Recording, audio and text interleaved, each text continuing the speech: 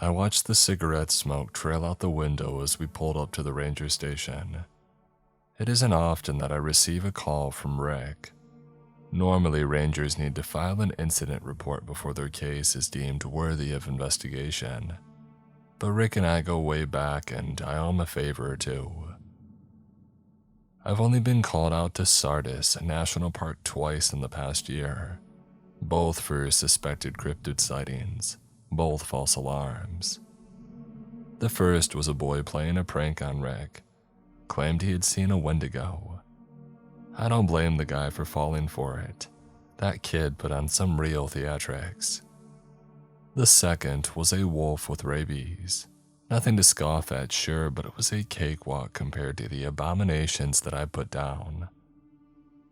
As we rolled to a stop, something told me that this case wasn't going to be as simple as disproving a lying child or putting down a sick animal. No, this was going to be something invigorating. I could feel it. My wife hates it when you smoke those things in the car. That crap gets all over me, my partner said, slipping out of the driver's seat as I followed suit. She's starting to think that I'm the one going through a pack a day. Agent Norman Creel is my junior officer. Good kid, a real family man, which is a shame in this line of work. They don't select many guys with something to lose to join the United States Cryptid Department. This is a dangerous job. Unfortunately for Creel, the department is short-staffed. Tough luck. You'd be inclined to pick up a couple bad habits yourself if you'd seen half the crap that I have, I said as I closed the passenger side door. Yeah, well, I'd appreciate it if you go a little easier on it. Smoke clings to your clothes, you know. I'll tell you what, I said, taking one last drag from my cigarette before crushing the butt beneath my boot. You solve this case and that wife of yours can send me the dry cleaning bill. Deal? Before he could respond, the door to the ranger station swung open.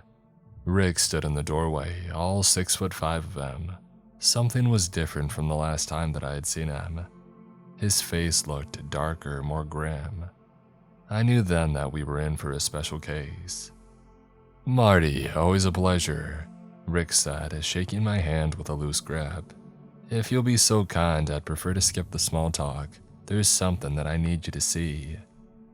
Creel and I shot each other a glance, and without another word, we followed him inside. Rick placed a steaming mug of coffee before each of us as we took our seats opposite him. He didn't so much as look at his own cup. Instead, he directed his attention to me. Thank you, Rick. I could use a cup of joe. I know you wanted to skip the formalities, but this is my partner Norman Creel. Try not to scare him too badly. Rick tightened his jaw as he glanced at my junior agent. Sorry, Norman, can't make any promises. Creel nodded. The kid was holding it together pretty well, all things considered, but I got the sense that the anticipation was eating him alive. I'll cut to the chase, Rick said, leaning forward in his chair. We've had 3 people go missing in the past month alone. For a park this size, that's unheard of. I think something's taken them. I watched a chill shake Creel's body, but he quickly recovered, trying to mask his growing sense of unease. Okay, so a couple of people have gone missing on a hiking trip. Yeah, that's out of the ordinary, but what makes you so certain that this is a matter of the USCD? I said, leaning back in my seat. Rick's eyes darkened. He thumbed through his phone before passing it across the table for Creel and me to look at. The photograph on the screen depicted a footprint, a massive one that came to sharp points at the toes. The indentation was too big to have come from a bear. If I hadn't known any better, I would have thought I was looking at a prop from Jurassic Park. I sighed. All right, Ricky, you've got me convinced. This looks like the real deal. Do we have any witnesses? Anyone who can clue us in on what this thing might be? You don't know what it is? Creel asked, his brows furrowed. I scowled at my partner. Why the hell would I ask you if I knew what this thing was? I'm not in forensics, Besides, there's stuff out there in those woods that we can't even fathom, things that shouldn't exist. It could be a Wendigo or it could be something else entirely. The point is, I don't know what the hell this thing could be, I retorted, shaking my head. Rookies.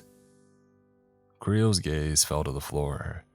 A pang of guilt stabbed me through the chest like an ice pick. Maybe I was a bit too tough on him.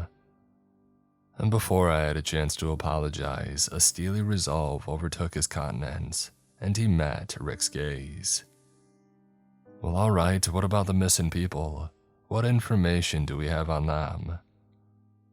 Rick stood from his chair, made his way to a desk, and then returned to us. He slid 3 pieces of paper across the table. Alice Hoffman, 49, went missing while on a hike with her husband 3 days ago. Daryl Morrow, 26, disappeared on a camping trip with his college friends last Friday. And this one, Rick said, pointing to a photograph of a little boy. This is Tommy Chang, age 4.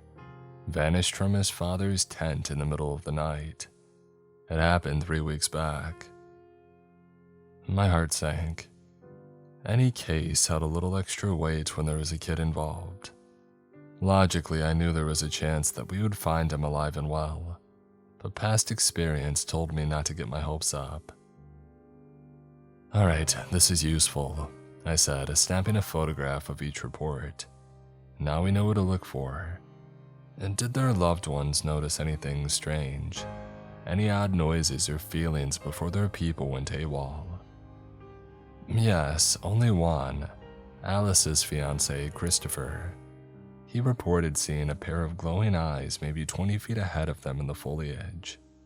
Said he was locked in a staring match with them, and the next thing he knew, both the eyes and his fiancé were gone. Just the eyes. No physical description, I asked, pursing my lips. Not really. Said he thought he could see this black mist surrounding them, but didn't know if it was his mind playing tricks. Creel jotted down the details as Rick finished his statement. I glanced at Creel and then turned back to Rick. That helps a lot. If what Mr. Webb says is true, we can assume that this thing is some kind of time warp or hypnotic ability. That eliminates most of the usual suspects. And Creel looked up from his notepad. He paused, leery of asking me any more questions, but ultimately he decided to take the chance. So you've got a list, like some creatures you think it might be. I nodded. I do. It's too early to jump to conclusions, but I've got a hunch that I know what we're dealing with, and if I'm right, we're in for a real shit show. 5 minutes later, we found ourselves on matching ATVs on our way to the scene of the incident. We all occurred in the same general vicinity and we didn't have to drive far. Here, Rick said, abruptly stopping his vehicle and topping off. This is where Tommy went missing. The campsite was devoid of people as expected. It boasted a gravel lot, a fire pit, and a brown post jutting from the earth with a white number 4 imprinted on it. A stream flowed quietly in the background. The area was serene and secluded, the perfect place to make someone disappear. Mind if we have a look around? I asked, dismounting my ATV. Be my guest. Wouldn't have brought you out here otherwise. The local police have already combed through the area. I nodded as Creel followed. Where was the print found? He asked, his eyes scanning the ground. Further up the stream, somewhere the police haven't looked. Well, no point in sticking around here then, I said, heading for my ATV. Take us to the main attraction.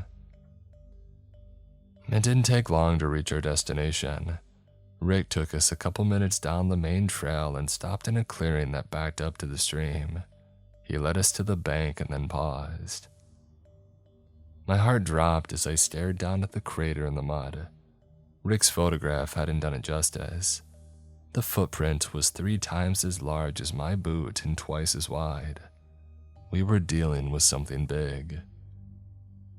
As Creel stood there mesmerized by the sight, I snapped a few photos of my own, and then I produced a black rod the size of a lipstick tube from my pocket, and I waved it over the print a few times. "I'm not sure if I should ask, but what is that thing?" Rick said, studying my every move. "Oh, it's a special toy from the USCD. It's called a ghost scanner," Creel replied, piping up before I had the chance to speak. "But that's not all it's used for.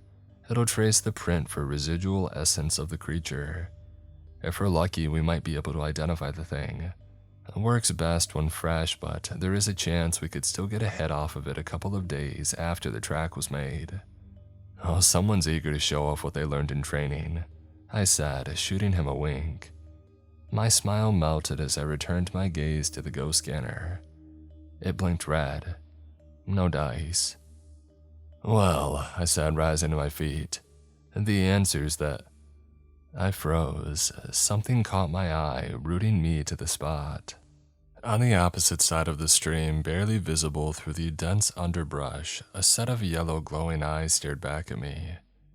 I found myself paralyzed, sweat beading atop my brow. An intense, overwhelming feeling of dread settled into my gut. Its stare was like hot coals burning into my chest. And then without warning, the eyes vanished, seemingly into thin air. What is it?" Creel asked, shaking my shoulders. A chill racked my body as I tore my focus away from that spot in the forest. I couldn't explain how I knew, but I was certain that what I had just seen was the monster that we were chasing. "I saw it. It's following us." I watched as the color drained from Creel's face. Rick frowned and turned, scanning the surrounding woods and coming up empty. "Alright, say that really was the thing that you're after out there instead of a bear or a deer like I'm inclined to believe. What are you gonna do about it, Marty?" I grinned at him and then took another cigarette and placed it between my lips.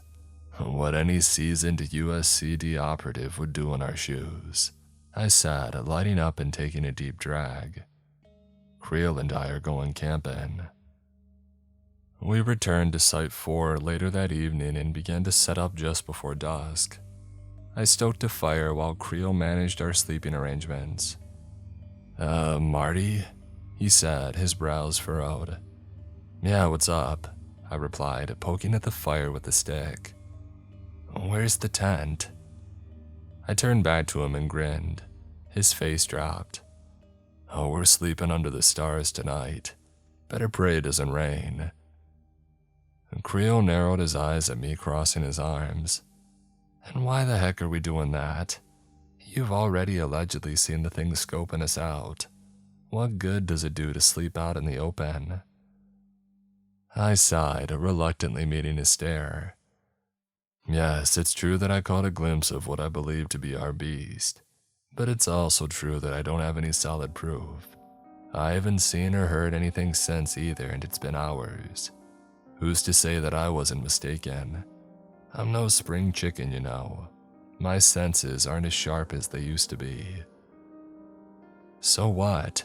Does it really matter if you saw it or not? I don't understand how sleeping outside in the bug-infested wilderness does us any good in this case."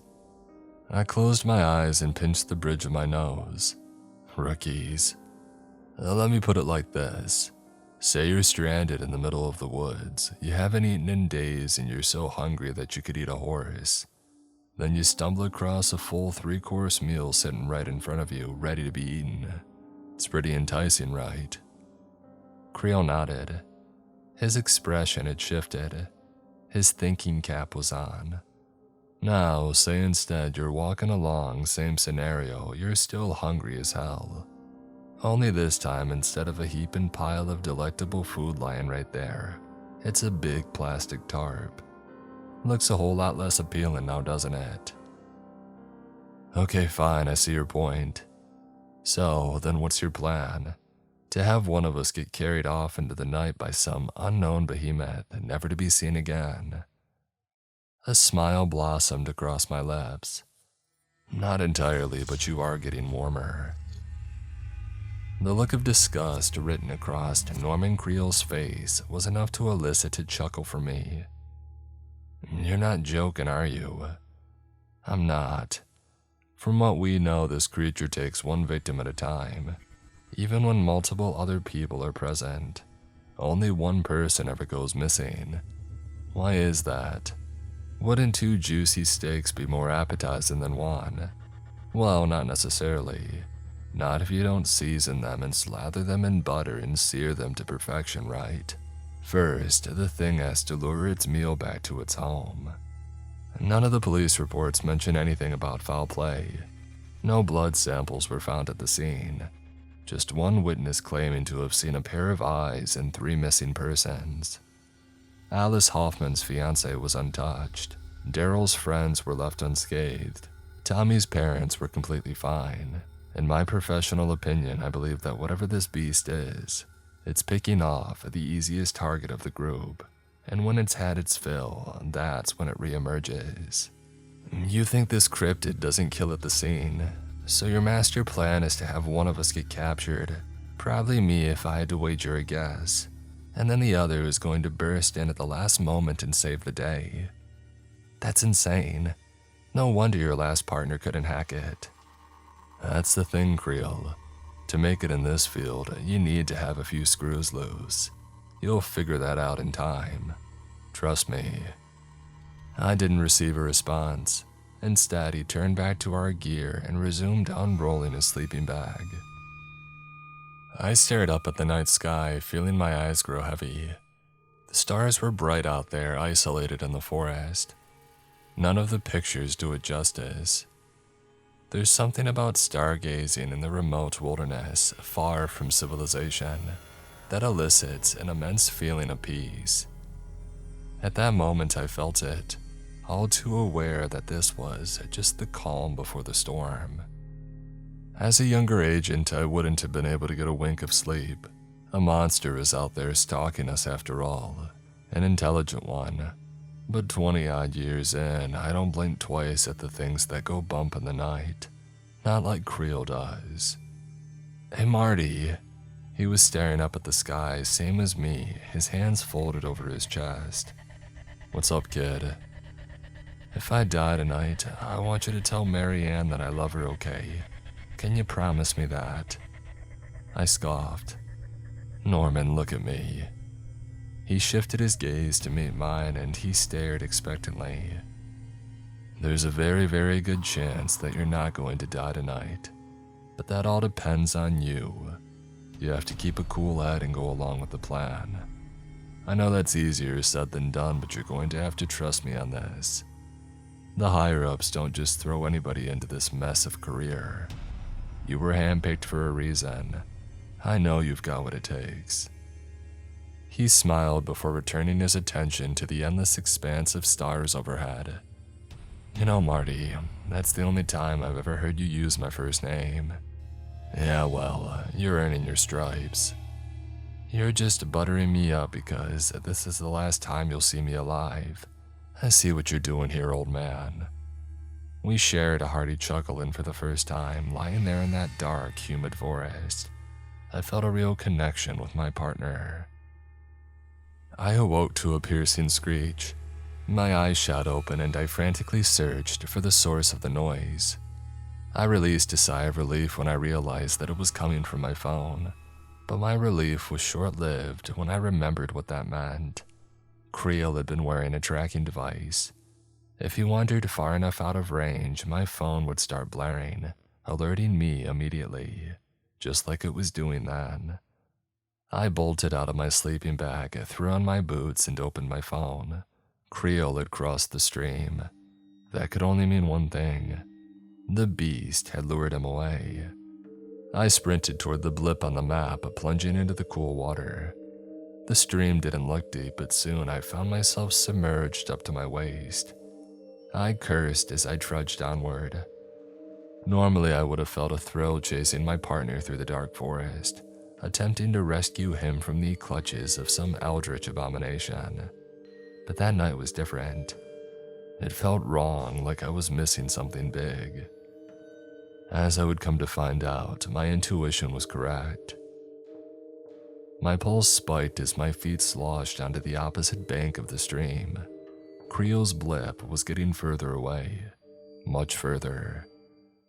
I picked up my pace, sprinting as fast as my aging legs would carry me, fighting through branches and clopping over uneven ground. The woods were eerily silent, even for the nighttime. That was never a good sign. My heart sank when I looked at my phone again. My efforts to find my partner felt more futile by the minute. It was clear that I had underestimated the creature. Whatever it was moving at breakneck speed while I was lagging behind. But just as I was beginning to fear the worst, it stopped. The little red dot stayed perfectly still. This was my chance. I couldn't let my partner down, not after the lofty promise that I had made him. I crashed through the underbrush, my legs aching and my lungs burning like hot coals. Once I had managed to close the distance, I slowed and assessed my surroundings. I was close, but I hadn't arrived yet. I had to be silent if I wanted to get the drop on this thing. I crept forward, struggling to mask my ragged breathing. Each footfall sounded thunderous amidst the silence. When I glanced down at my phone again, my brows furrowed, and I froze in my tracks. I should have been there.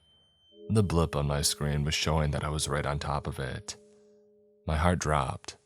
This couldn't be right. I took a hesitant step forward and I heard a distinct crunch under my boot. I stooped, searching the ground. When I saw what had made that noise, my eyes grew wide, and all the color drained from my face. Creel's tracker was lying in the dirt, crushed to smithereens. But that wasn't the worst part.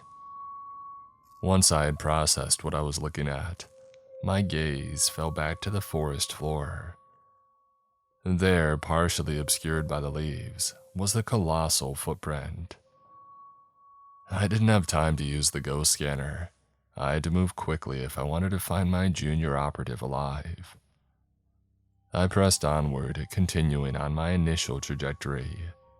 I didn't care how much noise I was making anymore. If that thing heard me coming, then all the better. There was a chance that if it diverted its attention to me, then at least Creel might be able to escape. I kept running, my heart beating faster than it ever had before. I crashed through the forest, the sound of my wet boots hitting the earth resonating off the trees. To my surprise, eventually, the underbrush opened up, and I found myself standing under the moonlight, staring across the clearing. My eyes fell to a light shining from a short distance away. I quickly realized what I was looking at. It was the entrance to a cave. And standing outside of it, with Norman Creel's limp body hanging from its mouth, was the monster. The creature was nearly 7 feet tall. It was unlike anything that I had ever seen before. The thing appeared to be an awkward mashup of a moose and a Komodo dragon. Its head was slender, no teeth visible in its mouth. It was black as night, as if its body was made of shadow. The only part of it that wasn't shrouded in darkness was its eyes. They glowed a deep yellow. I recognized those eyes. They were the same ones that I had seen the day before. The beast paced from one end of the entrance to the other, as if expecting someone, as if expecting me, to approach at any moment. I shrank back behind a tree, holding my breath and praying that it hadn't noticed me. The thing scanned the tree line, its radiating eyes piercing the darkness like beacons. It let out a grunt, satisfied with its findings, and proceeded into the cave, my partner dangling from its mouth. I doubled over the second that it was out of sight, my breath coming in quick and shallow gasps. Creel couldn't be dead. He just couldn't be. If he was, then his blood was on my hands, and I wasn't sure that was something that I could live with. After taking a moment to rid the panic from my system, I continued to the mouth of the cave. I stared inside, willing myself to cross the threshold. The dim orange glow was inviting, a deadly facade to an unknowing traveler. But I knew exactly what I was getting into, or so I thought. I finally found the courage to move, spurred on by the notion that I might still be able to save my junior agent. I crept along the stone passage, guided by the light emanating from within. The further I walked, the more uncomfortable I became. Deer carcasses littered the floor in various states of decay. The stench was enough to bring any man to tears. Bloody streaks coated the walls, some old, some still fresh. I had a feeling that whatever this thing was, it had been living in that forest undetected by people for a long time, and that it was much more dangerous than I had originally assumed it to be. Eventually, I reached a sharp turn in the cavern. I heard activity from behind the corner. I took a deep breath, and as I prepared to round it, and then I produced my stun gun from my waistband, thanking the heavens for its waterproof holster, and I told myself that I would strike on the count of 3. 1, I whispered over the pounding of blood in my ears. 2, I could hear footsteps. I paused my countdown, listening intently. These weren't the steps of the massive creature that I had seen just moments prior. They were too light. No, these sounded human. 3. I didn't give myself any more chances to procrastinate. I burst around the corner ready for a fight. What I encountered sent a shockwave of fear rippling through my entire body. When I rounded that corner, I was met with a perplexing sight. An old man stood before a wooden table chopping vegetables. A fire roared beside him, warming a pot of what appeared to be broth. And to the right of that, sitting on the floor, sat a little boy, his hands and feet bound by ropes. He was alert, his eyes pleading with me to help the second that he saw me. I recognized that boy. It was Tommy Chang. As incredulous as it was, seeing the child alive wasn't what shocked me the most, because I suddenly found myself with the barrel of Norman Creel's firearm pressed against my skull. "Creel, what the hell are you doing?" I hissed, trying not to alert the old man to my presence. He didn't answer. It was then that I noticed the glassy, hazed-over look in his eyes, and I understood it then. My partner wasn't acting of his own volition. He was being controlled. I was trying to figure out how in the hell I was going to get out of my predicament when the old man spoke. "You thought you'd have the upper hand on me, didn't you? I've got your partner under a trance. One wrong move and he'll put a bullet through your skull." I sighed. "I have to admit, you're smarter than I thought." A tense silence permeated the room. The child's eyes darted between us. A pang of sorrow jolted through me when I saw the fear written across his face. I had to save him. "You're the beast from the woods, aren't you?" I said. I didn't know what talking to that thing would accomplish, but it felt necessary to break the tension.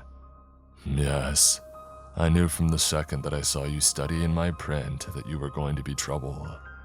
I need you out of the picture." I glared at the old man.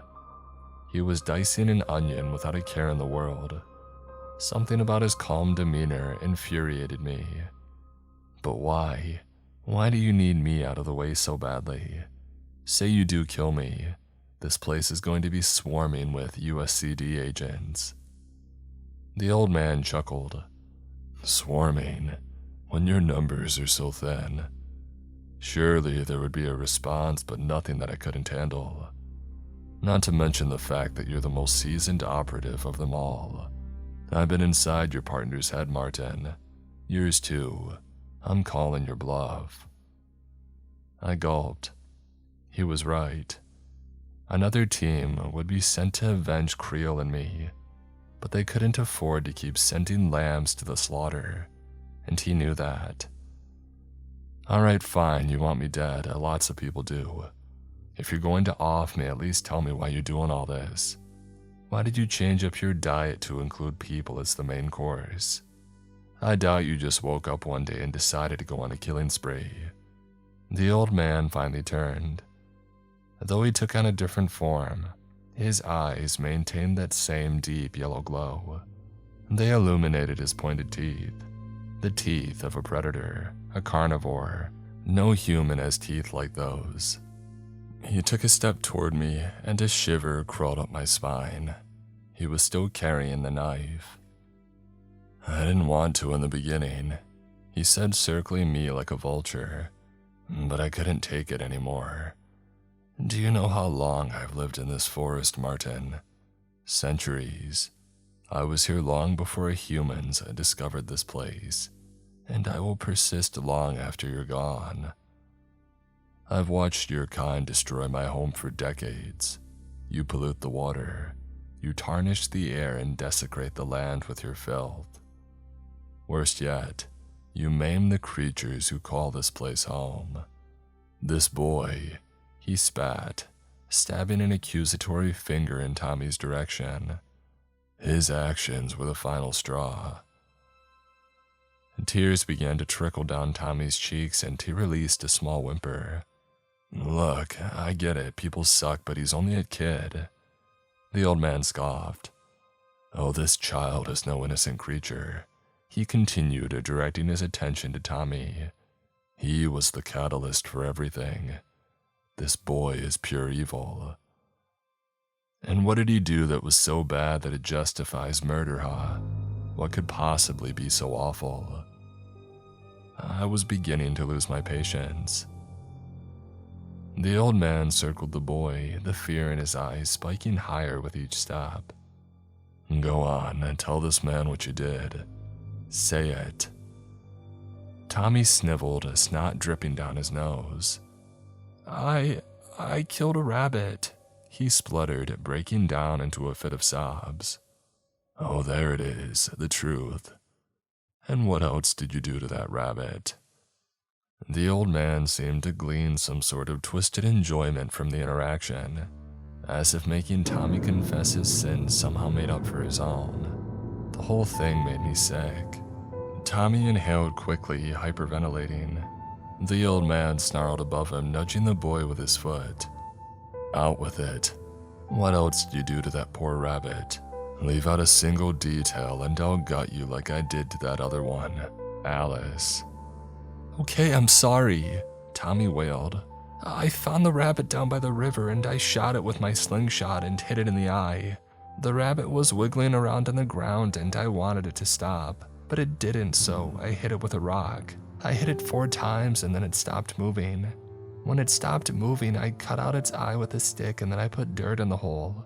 And then I stabbed the rabbit with the stick some more because I thought that it was funny. Its guts were coming out. And Daddy came to get me after that, so I threw the rabbit in the river and I ran away. I'm sorry, please don't kill me." The old man glowered down at the boy. It seemed that all Tommy's retelling of the story had managed to do was make him angry. "Despicable. This child, if allowed to live, will become a sadistic monster. He is a devil, a worthless scourge that needs to be eliminated. You see that now, Martin, do you not? I am not the reprehensible beast that you think I am. I kill to protect. Heinous as it was, he's still a kid. We can help him, people change. If you end his life now, you'll never give him the chance. Besides, I don't believe a word you say. Why would you chop up your victims and throw them into a stew if you only kill to protect? You're the monster here, not him. No matter, believe me or not, it makes no difference. I've explained my reasoning. Now, if you'll be so kind to pay close attention to what you are about to witness. I kept this boy alive for this moment. You will soon suffer the same fate." Before I had a chance to interject, the old man's body began to writhe and pulse. Fingers extended into claws, skin morphed into scales, and 2 additional heads sprouted from the creature's body. long serpentine necks bent like sunflowers at dusk, all three looming directly over Tommy. Their razor-sharp teeth glimmered, saliva dripping from their lips. One of the heads drew closer to the child, a slender, forked tongue emerging from its gaping maw. The thing's jaws unhinged, hovering over their victim, ready to snap shut at a moment's notice. My heart hammered in my chest and I grew lightheaded. Creel still had me at gunpoint. Even so, I knew what I had to do. I turned to the abomination and for a split second I fired my stun gun. Fortunately, it was a big target, and to my satisfaction, electricity jolted through the creature's body. It howled in pain and fell onto its side, one of its heads landing in the scalding pot over the fire. I squeezed my eyes shut, expecting to feel the cold embrace of death at any moment. Soon a bullet would ricochet through my brain and that would be the end of me. But to my shock, that moment never came. After a tense few seconds of silence, I pried my eyes open to find Creel pulling a pair of energy-containing handcuffs from his belt. The creature was now gone, the old man's body lying in its place. He was motionless but still breathing, staring forward as if in a trance of his own. How? Why? I stuttered as Creel slapped the cuffs on the old man. A grin inched across his lips and he shot me a wink. "They've got this new tech that I forgot to tell you about," he said, indicating a bracelet on his wrist. "Anti-hypnosis capabilities. I was aware of my surroundings the entire time. I could feel this thing pulling the strings and I let it take control for a while until the right moment."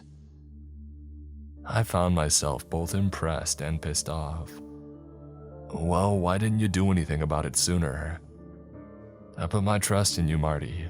You're a seasoned vet, and on top of that, I needed you to see that I wasn't the stupid new guy you thought I was. You had your plan, but I had one of my own," he said, tightening the handcuffs. "Plus, if Tommy really did all those awful things to that rabbit, that should have scared him straight. Isn't that right, Tommy? No more hurting animals." Tommy vehemently nodded his head. "I won't hurt any more animals, I promise." I stood outside of the ranger's office smoking a cigarette. It felt deserved after the night that we had had. "Mind if I burn one?" I turned to find my partner walking toward me. "I do mind. Sorry, I'm not lending them out," I said, inhaling deeply. "Huh. Well, what changed? Yesterday you were practically begging me to pick up your nasty habit," he said, leaning against our vehicle. "Yeah, well, I misjudged you. You've got a good head on your shoulders, Norman. You don't need to muck that up by filling it with tar and chemicals."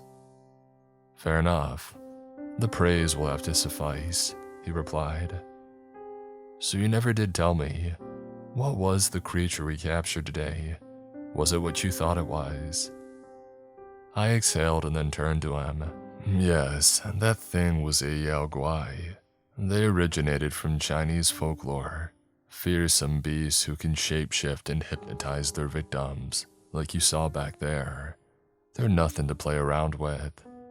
Creel's brows furrowed. "But if they originated in China, how did one end up in this neck of the woods? We're about as far away from Asia as you can get." Rookies, always full of questions," I said, shaking my head. "These monsters don't always stay where they start out. Wendigos, for example, those are northern creatures, but I've tracked them as far south as Brazil. The lore around most cryptids is just that. Stories made up and passed down and misremembered throughout the generations." Just then, Rick emerged from the ranger station. He approached us, his demeanor much more relaxed than the previous day. "Thank you both. I'll be able to take it from here. Tommy's parents are on the way to pick him up." I told them that he was found living with a pack of wild dogs. "I'll contact the local police. You'll want to get out of here before they start sniffing around. It's a shame about Alice and Daryl." I nodded. I've been working in this business for long enough to know that we'll take what we can get. You can't save them all. Yeah, you're right, Marty. Anyway, you two drive safe. Rick's walkie-talkie suddenly crackled to life. The voice of one of his fellow rangers cut through the static. The man was in obvious distress. Rick, listen to me. About 3 miles. Trail. His words were choppy and I was having a hard time making them out. But the next time that he spoke, it came through with crystal clarity. Werewolf spotted in Sardis.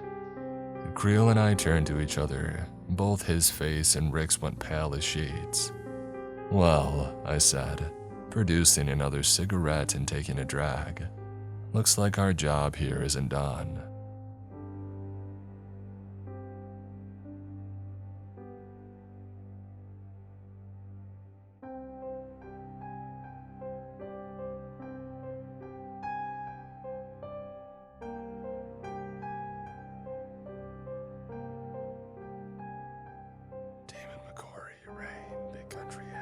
Asada, Dice, Creamy, Meat, Cashier, Malcolm Black, Talamagara, Justin Fotenauer, That One Woodsman, Die Can't Play, Dino, Deggy, MP Massacre 91, Leon Knott, SWAT, Kathy McGuire, Jimmy Griffin, Miss Eldridge, Dragon Slayer 048, Takeo Zarilla, Sanjay Anthem, Sleepy Shurumi, Mark Norman, Mina Gitter, Richard French, yours truly, Omni Rubix, Sonic GMT, Wayward Son, Caleb Windsor, Never Enough, Russell and Flo, Stevie B7649, Ray Weingartner, Stephen King 04, Shrimpo the Shrimp, Genevieve Sweet, Lone Wolf Sam, Ivory Sage, Lunas TV, I Am Loki 5849, Chicago Born and Bred, Paige Martin, Jacob Barlett, Deuce, Chris Lalo,